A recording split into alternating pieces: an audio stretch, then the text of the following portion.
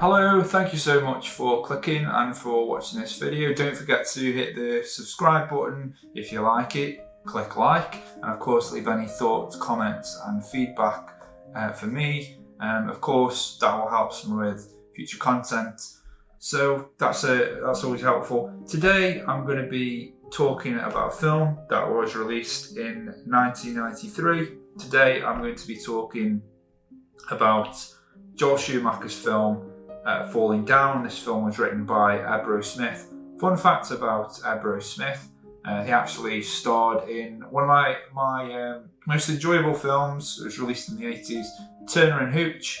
Now of course, because Turner and Hooch was released in the 80s, I am not going to be reviewing this film, but I am going to just say very quickly that I really enjoyed that film. It's a lot of fun, and I'm just going to give it a quick rating, and I'm going to rate it 5 dog bones out of 5. So, I'm not going to be reviewing Turner and Hooch, but I am going to be reviewing Falling Down. As I say, this film was directed by Joel Schumacher. And at some point I do plan on reviewing Batman Forever, but my final review for that movie is going to be based on a well thought out bat nipple rating system. So, I have a lot of thoughts on that film. Haven't seen it for many a year, but of course, once again, I'm not reviewing Turner and Hooch. I'm not reviewing Batman Forever today. Today, I'm talking about Falling Down. So, released in 1993, this is one of those films that I'd always been aware of, but I'd never really taken the time to watch it. And when someone says, this might be my Falling Down moment, immediately I know what they mean. And so even though I'd never seen the film up to this point, I always felt like I knew what the film was about. So in the wake of the LA riots back in 1992, the movie was shot after the acquittal of several LA police officers who had savagely beaten an unarmed black man, Rodney King. And it seems like we've come full circle now, some 28 years later, with the death of George Floyd, riots across America, and the Black Lives Matter movement, all seemingly strikingly familiar. So this movie resonates with a lot of people. Several reviews that I've seen, several comments on YouTube here. I'll just post them. And the main character is seen by a lot of people as something of an anti-hero, because he's standing up for his rights and he's taking control. And that is for me, and keep in mind, this is my opinion, this is my thought, this is my review. I think that's a very surface level view of this film. Now, of course, it's not as simple as that, because on the surface, this is a film about someone reaching their breaking point. But a lot of things happening within this movie.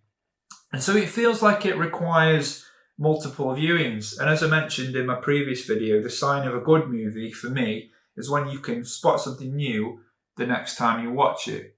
If I just watch a film and I'm done and I never go back and watch it, or I'm not interested, I feel like there could be a lot of things that I'm missing out on. There may be various reasons as to why I don't go back and watch a film, but there are certain films that do require multiple viewings, and this is certainly no exception.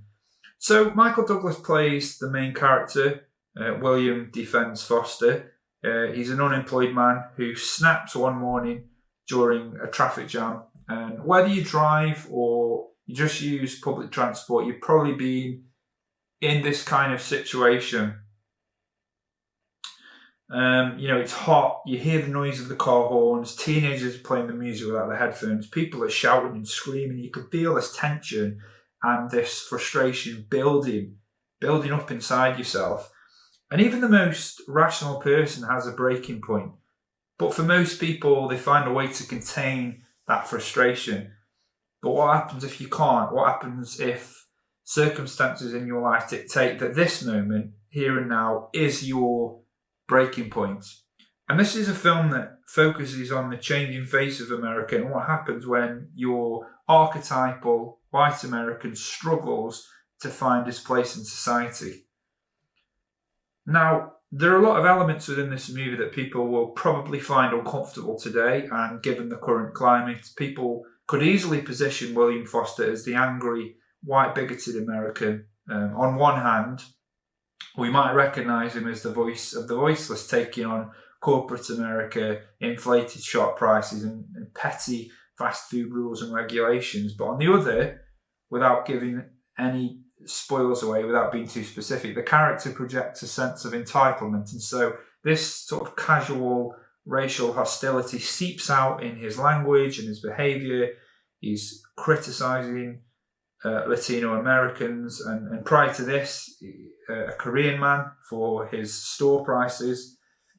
But his character is much more complex than being just a racially insensitive bigot, because later on in the movie, he is equally disgusted when someone uses racial slurs and insinuates that William himself is a racist. And his motivations are not driven by race or the purification of white America. He just wants to see his family. And in my opinion, there is a sadness to him by the fact that after following and believing in the American dream as he sees it, things haven't worked out for him. His wife's left him, can't see his daughter, he's been made redundant, and he's back at home living with his mother.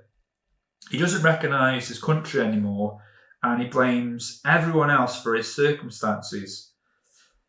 But he never seems to take responsibility for his own behaviour and his shortcomings, the treatment of his wife, the way he talks to his daughter, and, of course, the restraining order that's placed upon him.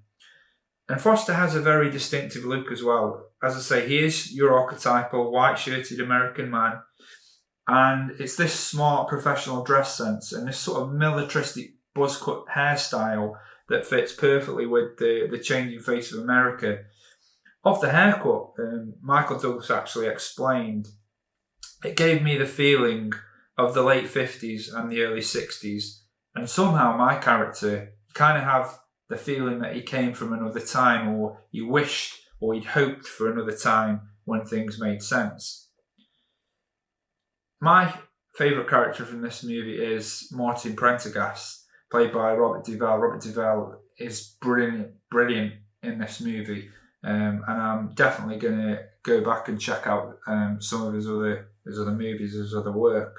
Joel Schumacher establishes a duality between the fortunes of Prendergast and Foster, which works really well because both have suffered different levels of loss in their lives. For Foster, it's the loss of his job, his marriage, his access to his daughter, and for Prendergast, it's his daughter, which has an adverse effect on his marriage and his relationship with his wife. And both characters are handled really well. And I think Ebro Smith does a really good job in establishing the fragility of a person's psyche and how it's within us to snap. But of course, both characters are affected in different ways. But while Foster loses his sense of control, Prendergast is measured and controlled in the way that he handles his trauma. And it's also important to mention that whilst Prendergast has these structures around him, Foster doesn't. And that's something else that the film asks its audience. So what happens when you don't have support structures around you, and does this increase your vulnerability? So once again, the approach to both these characters was handled really well by Ebro Smith. You could easily make a video based solely around the characters from this film, but maybe that deserves its own video.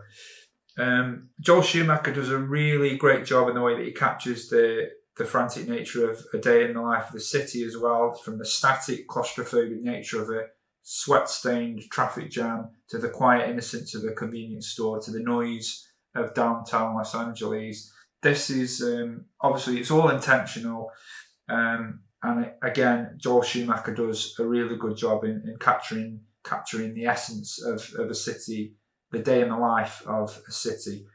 You could easily make a video based on Joel Schumacher's the way that he sees a day in the life of a city. You can make a video on the characters. There's so much. Obviously, I focused a lot on the characters here because I think Ebro Smith put a lot of attention and a lot of detail in the way that he portrayed those characters, those two characters specifically. There are other characters that I really like, but those are the two that I've obviously focused on for this review. Falling Down, there's so much going on, as I've said. I think it requires multiple viewings. And that's not a bad thing, as I said before. I think that's a good thing if you can watch a film multiple times and pick up on different things. No doubt, I've no doubt in my mind that as I'm saying this, as I've written my review, as I've scripted it, as I've researched it, there are a lot of things that I will take from the next viewing, and that's only going to be good for me, and possibly another review of this film in the future when I find those different things. Falling Down is available from all good retailers, and you can also rent it on Amazon Prime. But thank you so much for watching. Don't forget to like and subscribe for future content. Leave any thoughts and comments on the video as well, because it all helps me with future content. Until next time though, thank you for watching, and I'll see you next time.